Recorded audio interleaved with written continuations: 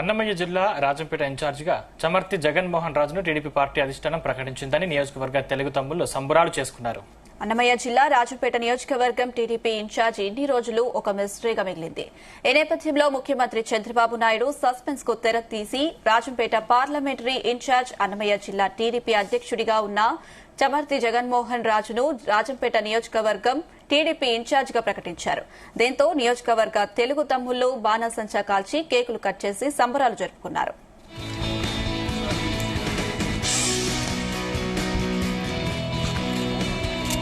గౌరవ ముఖ్యమంత్రి గారు గత మహానాడులో రాజంపేటకి మాట ఇచ్చిన విధంగా అన్నమయ్య ప్రాజెక్టు పునర్నిర్మాణం అనేటువంటిది చేపట్టడం జరుగుతుందని చెప్పిన వెంటనే దీనికి సంబంధించిన అన్ని పనులు యుద్ధ ప్రాతిపదికన జరుగుతూ ఉన్నాయి.